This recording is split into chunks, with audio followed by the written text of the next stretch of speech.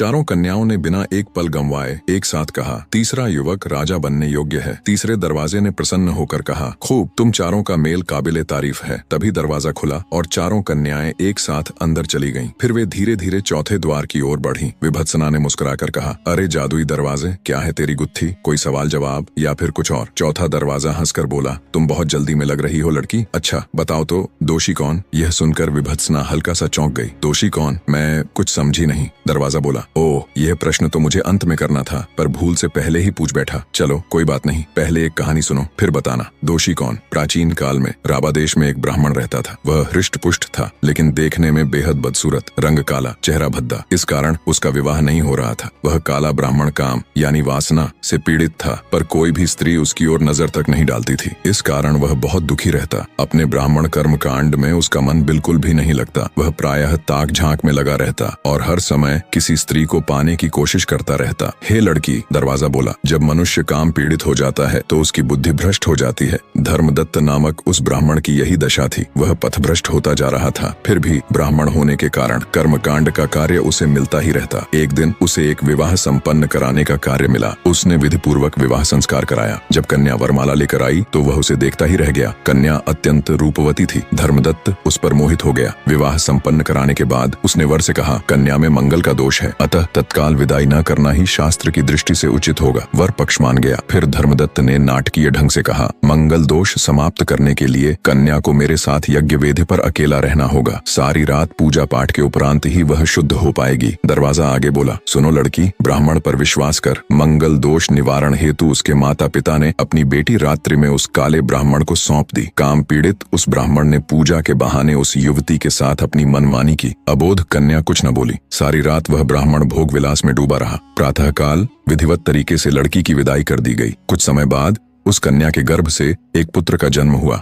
बिल्कुल उसी ब्राह्मण जैसा, काला और कलूटा। उसका पति आश्चर्य से बोला, यह संतान ऐसी कैसे? तब पत्नी ने सब सच बता दिया। सारी बातें जानकर गुस्साए पति ने उसे घर से निकाल दिया। वह अपनी फरियाद लेकर राजा के पास पहुंची। कहानी सुनाकर चौथा दरवाजा बोला, बताओ उस राजा को कैसा न्याय करना चाहिए था? उस युवती ने शोर क्यों नहीं मचाया? बाद में पति के पूछने पर ही सब क्यों बताया? पति ने निकाल दिया। तो दंड का भागी अब कौन? यही प्रश्न मैं फिर दोहराता हूँ, बताओ दोषी कौन? कुछ देर गहरे आत्मचिंतन के बाद चारों कन्याओं ने आपस में बात की और आर्या ने गंभीर स्वर में कहा, सुनो दरवाजे, अगर ऐसी घटना मेरे सामने आती तो मैं कैसा न्याय करती और आखिर दोषी किसे ठहराती? यही जानना चाहते हो ना? हाँ, दरवाजे ने धीमे से उत्तर दिया। तो सुनो, मेरे नजरिए से युवती का इसमें जरा भी दोष नहीं है। निस्संदेह वह अत्यंत अबोध बाला रही होगी। पापी ब्राह्मण ने जो किया उसे उस अनजानी ने पूजा पाठ का ही एक अंश माना। इस कारण उसने किसी से इसकी चर्चा नहीं की। इतना कहते हुए आर्या शांत हो गई। दंड का भागी कौन हुआ? यह लड़की। शांति को भंग करते हुए दरवाजा खुला। दरवाजे की बात सुन अत्यंत गहरी आवाज में वीरा बोली, इसके लिए धर्मदत्त ब्राह्मण भी दोषी नहीं है। दरवाजा चौंक कर बोला, क्या? हाँ ठीक सुन तुमने, विभत्सना ने दृढ़ स्वर में कहा। इसके लिए उस दुष्ट ब्राह्मण से कहीं अधिक दोषी हैं उस लड़की के माता पिता। उन्होंने यह मूर्खतापूर्ण मान्यता रखी कि लड़की में मंगल दोष है और इसी अंधविश्वास में उस अबोध बाला को पापी ब्राह्मण के पास रात भर अकेला क्यों छोड़ दिया। ऐसे माता पिता ही पाप के असली भागी हैं, अतः दंड उनको ही मिलना चाहिए। अपराधी वह होता है जिसके व्यवहार से अपराध जन्म लेता है। अंततः उसने उत्तर दिया, तुम्हारे सवाल का जवाब, दोषी हैं उस लड़की के माता पिता। यह जवाब देने के बाद दरवाजा कुछ कह पाता उससे पहले ही तारामती बोल पड़ी, सुनो दरवाजे, हमारा न्याय उचित है या अनुचित, ये बताने से पहले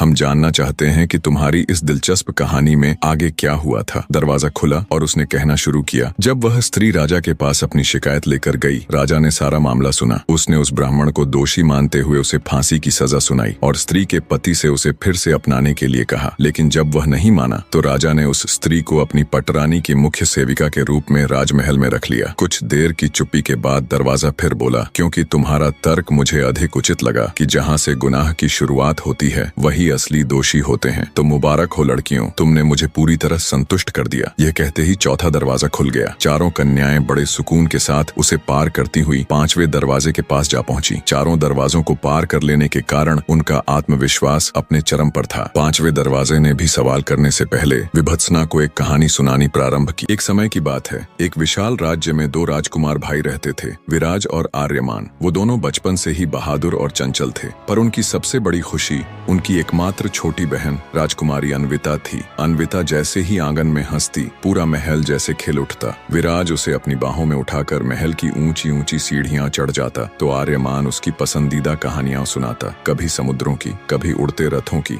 कभी अद्भुत राजकुमारियों की। तीनों भाई बहन दिन भर बाग में खेलते, कभी फव्वारे के पास, कभी गुलाबों की क्यारी में, कभी पुराने बरगद के पेड़ की छांव तले। राजमहल में उनके हंसी ठहाकों की गूंज हर किसी के दिल को सुकून देती थी। लेकिन एक दिन जैसे किसी बुरी नजर ने उनकी खुशियों को देख लिया। रानी, जो तीनों की माँ और पूरे महल की धड़कन थी, अचानक बीमार पड़ गईं। राजवैद्य ने तरह तरह की औषधियां दी, मंदिरों में दीप जलाए गए, पर रानी की हालत दिन ब दिन बिगड़ती चली गई। और फिर एक काली रात, जब आकाश में बादल गरज रहे थे, महल के शंख घंटियों की आवाज के बीच रानी ने अपनी अंतिम सांस ली। महल का आंगन जो कभी हंसी से भरा रहता था, अब सन्नाटे में डूब गया। अन्विता ने अपने छोटे हाथों से माँ का चेहरा सहलाया, पर माँ की आंखें अब कभी नहीं खुलनी थीं। विराज और आर्यमान की आंखों में आंसू थे, पर उन्होंने अपनी बहन से वादा किया, जब तक हम जिंदा हैं, हम तुम्हें कभी अकेला महसूस नहीं होने देंगे। तीनों भाई बहन हमेशा प्रेम और अपनापन से रहते थे। एक दूसरे का ख्याल रखना उनके जीवन की सबसे बड़ी आदत बन गई थी। समय ऐसे ही पंख लगाकर उड़ता चला गया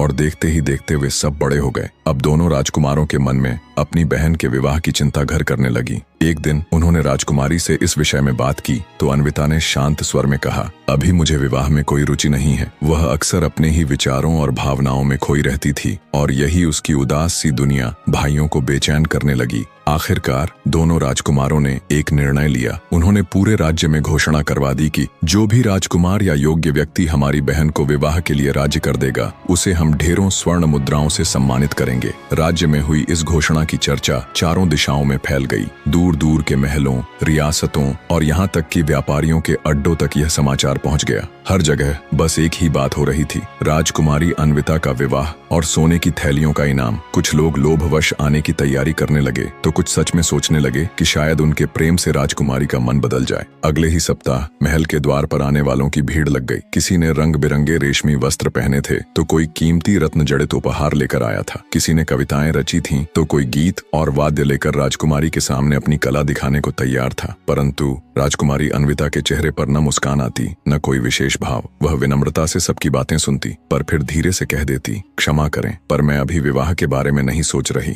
दोनों राजकुमार विराज और आर्यमान दूर खड़े यह दृश्य देखते उनके मन में उलझन और चिंता बढ़ने लगी, क्योंकि यह केवल विवाह से इनकार नहीं था, जैसे राजकुमारी के दिल में कोई गहरी बात दबा हो जो वह किसी से कह नहीं पा रही थी। भीड़ में तरह तरह के लोग खड़े थे, कोई चमचमाते रेशम में, कोई सोने चांदी के आभूषणों से लदा, तो कोई रंग बिरंगे फूलों की टोकरी लेकर। लेकिन राजकुमारी अन्विता का मन अब तक किसी से प्रभावित नहीं हुआ था। तभी उसकी नजर भीड़ के पीछे खड़े एक साधारण से युवक पर पड़ी। उसके कपड़े साधारण थे, पैरों में पुराने से चप्पल और चेहरे पर हल्की सी थकान, लेकिन उसके हाथ में मिट्टी से बना एक छोटा सा घर था, इतना बारीक, सुंदर और जीवंत कि जैसे उसमें कोई कहानी बसती हो। छोटा सा आंगन, नन्हे नन्हे खिड़की दरवाजे और ऊपर एक लाल मिट्टी की छत, सब कुछ बेहद सजीव। अन्विता ने जैसे ही उसे देखा, उसके होठों पर हल्की सी मुस्कान आ गई। वह मुस्कान जिसे देखे हुए महीनों बीत गए थे। उसके कदम अनायास उस युवक की ओर बढ़ने लगे, मानो कोई अदृश्य डोर उसे खींच रही हो। विराज और आर्यमान यह देखकर हैरान रह गए। इतने बड़े बड़े राजकुमार, कलाकार और धनवान व्यापारी आए, पर कोई भी उनकी बहन को खुश न कर सका। और अब इस साधारण से युवक के मिट्टी के बने छोटे से खिलौने ने राजकुमारी के चेहरे पर वह खोई हुई चमक लौटा दी थी। राजकुमारी अन्विता की आंखें उस साधारण युवक पर टिकी रहीं। वह मिट्टी का घर उसके हाथ से लेकर उसे ध्यान से देखने लगी, जैसे उसमें कोई अनकही कहानी पढ़ रही हो। फिर उसने अपने भाइयों की ओर देखा और शांत किंतु दृढ़ स्वर में कहा, मैं इसी युवक से विवाह करना चाहती हूँ। महल के विशाल सभा कक्ष में जैसे एक पल के लिए सब कुछ ठहर गया। विराज और आर्यमान एक दूसरे की ओर देखने लगे। उनकी आंखों में आश्चर्य और चिंता दोनों थे। अन्विता, ये संभव नहीं है, विराज ने धीरे से कहा। तुम एक राजकुमारी हो और वह एक साधारण गरीब युवक जिसके पास पहनने के लिए भी सही कपड़े नहीं हैं। आर्यमान ने भी समझाने की कोशिश की, राज्य की परंपराएं, प्रतिष्ठा और तुम्हारा भविष्य सब दांव पर लग जाएगा। लेकिन राजकुमारी का चेहरा अब अडिग था। उसने हल्के से मुस्कुराकर कहा, मेरे लिए धन या वस्त्र महत्वपूर्ण नहीं, वह मेरे दिल को खुश कर सका जो कोई और नहीं कर पाया। मैं किसी और की नहीं सुनूंगी। वातावरण में तनाव भर गया। महल के मंत्री, रानियां और अन्य उपस्थित लोग फुसफुसाने लगे। दोनों राजकुमारों के लिए यह एक कठिन परीक्षा थी, अपनी बहन की खुशी और अपने राजघराने की मर्यादा के बीच चुनाव करना। दरवाजा कहता है, अब मेरा सवाल है लड़कियों, क्या एक व्यक्ति की खुशी सैकड़ों लोगों की राय से अधिक मूल्यवान हो सकती है? तभी चारी कन्याएं सोच में पड़ गई और तारामती ने उत्तर दिया, कभी कभी एक व्यक्ति की सच्ची खुशी पूरे समाज की सोच बदलने की ताकत रखती है। अगर वह खुशी प्रेम, ईमानदारी और सम्मान पर आधारित हो तो वह सैकड़ों की राय से भी ऊपर होती है। तभी पांचवां दरवाजा खुलता है और चारों कन्याएं उसमें प्रवेश करती हैं। वे धीरे धीरे चलते हुए छठे दरवाजे के पास आ पहुंची। छठे दरवाजे ने कहानी सुनानी प्रारंभ की। प्राचीन काल में सारंगपुर राज्य में एक अहंकारी राजा राज्य करता था। वह पूजा पाठ, दान धर्म किसी में भी विश्वास नहीं रखता था। एक दिन राजा भ्रमण के लिए निकला।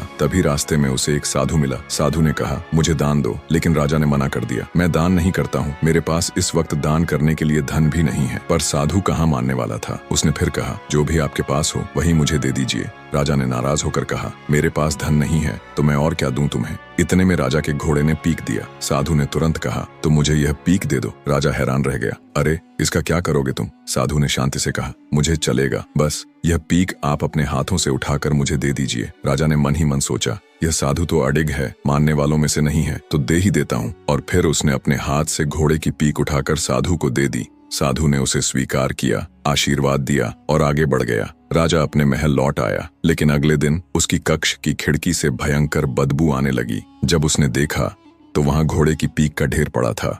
राजा ने तुरंत उसे हटवा दिया, पर अगले दिन उसकी मात्रा दुगनी हो गई और फिर यह रोज का हाल हो गया। हर सुबह पहले से ज्यादा पीक जमा मिलती। तभी राजा को याद आया, यह सब उस साधु के कारण ही हो रहा है।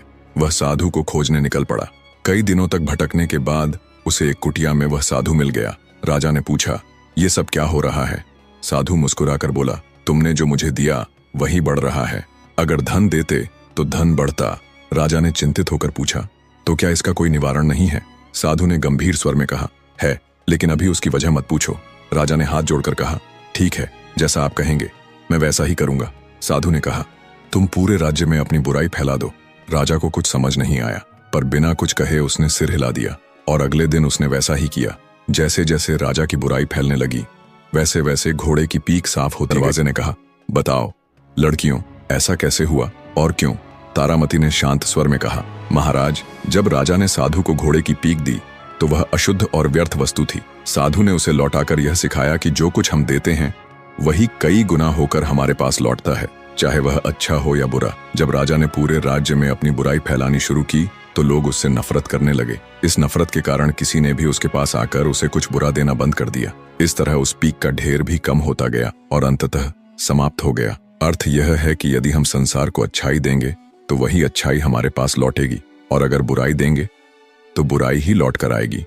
दरवाजा हंसकर उत्तर देता, अति उत्तम, अब भी आप छठे दरवाजे में प्रवेश कर सकते। छठा दरवाजा पार करने के बाद चारों कन्याएं धीरे धीरे सातवें दरवाजे की ओर बढ़ीं। उनके सामने अचानक एक अग्निकुंड का कुआं प्रकट हुआ। उसकी लपटें इतनी ऊंची थीं कि कोई भी साधारण व्यक्ति पास जाकर भस्म हो जाए। वहीं अग्निकुंड से एक गूंजती हुई पहेली प्रकट हुई, जो इस अग्नि से गुजरना चाहता है उसे स्वार्थ त्यागना होगा, क्योंकि अग्नि केवल उसी को राह देती है जो निष्कलंक और सत्य प्रिय हो। चारों कन्याएं ठिठक गईं, पर तभी आगे बढ़ीं वे दो कन्याएं जो अग्नि से ही जन्मी थीं, आर्या और वीरा। आर्या, उसका चेहरा अग्नि की लपटों में भी शांत था। वह धीरे से बोली, हम अग्नि से उत्पन्न हुई हैं। हम जानते हैं कि अग्नि कभी झूठ नहीं स्वीकारती। हम दोनों ही स्वार्थ से परे हैं, इसलिए यह अग्नि हमारा मार्ग रोकेगी नहीं। वीरा, उसने साहस से कदम बढ़ाते हुए कहा, यदि यह अग्नि परीक्षा है तो इसे पार करने का सामर्थ्य केवल उसी में है जो भय पर विजय पाले। मैं उस साहस की अग्नि हूँ, और जहाँ साहस है वहाँ कोई भी दरवाजा बंद नहीं रह सकता। दोनों बहनों ने एक दूसरे का हाथ थामा और अग्निकुंड में प्रवेश कर गईं। लपटों ने उन्हें घेरा, लेकिन अग्नि उन्हें छूते ही शीतल हो गई, मानो अग्नि उन्हें पहचान गई हो। चारों कन्याएं सातवें दरवाजे की ओर बढ़ रही थीं। तभी अग्निकुंड से अचानक एक प्रचंड ज्वाला उठी। उस ज्वाला से एक दिव्य स्वर गूंजा, ठहरो विभत्सना और तारामती, तुम दोनों आगे नहीं जा सकती। आर्य और वीरा ने अपनी परीक्षा को पार कर लिया है। विभत्सना और तारामती, आप ऐसे नहीं जा सकते। तुम्हें बिना परीक्षा दिए यह मार्ग नहीं मिलेगा। मैं तुम्हें एक कथा सुनाती हूँ। उस कथा के अंत में छिपा प्रश्न ही तुम्हारी कुंजी होगा। यदि तुमने सही उत्तर उत्तर दिया तभी आगे बढ़ सकोगी, वरना यह अग्निकुंड तुम्हें सदैव रोक लेगा। कन्याएं गंभीर होकर सुनने लगी। ज्वाला ने कहना प्रारंभ किया, कथा, प्राचीन काल में एक राजा था। उसके पास दो चीजें थीं, एक स्वर्ण का सिंहासन और एक साधारण लकड़ी का आसन। स्वर्ण का सिंहासन वैभव और शक्ति का प्रतीक था और लकड़ी का आसन साधु संतों द्वारा पूजित स्थान था। राजा जब दरबार में बैठता तो हमेशा स्वर्ण के सिंहासन को चुनता, क्योंकि वहां से वह पूरी प्रजा पर शासन कर सकता था। लेकिन जब वह अपने पुत्र से शिक्षा लेने बैठता तो वह लकड़ी के आसन को चुनता, क्योंकि वहां से वह सीख पाता था। एक दिन प्रजा ने पूछा, महाराज, आप स्वयं को सबसे महान मानते हैं, तो आप लकड़ी के आसन पर क्यों बैठते हैं? क्या आपको सोने का सिंहासन अधिक प्रिय नहीं? राजा मुस्कुराया और बोला, सिंहासन मुझे अधिकार देता है, पर यह साधारण आसन मुझे विनम्रता सिखाता है। शक्ति बिना विनम्रता केवल अहंकार है। ज्वाला ने कथा समाप्त कर कहा, तो अब बताओ हे विभत्सना और तारामती, सच्चा सामर्थ्य किसमें है, स्वर्ण के सिंहासन में या उस साधारण लकड़ी के आसन में? यदि तुम्हारा उत्तर सत्य हुआ तो अग्निकुंड स्वयं तुम्हें मार्ग देगा।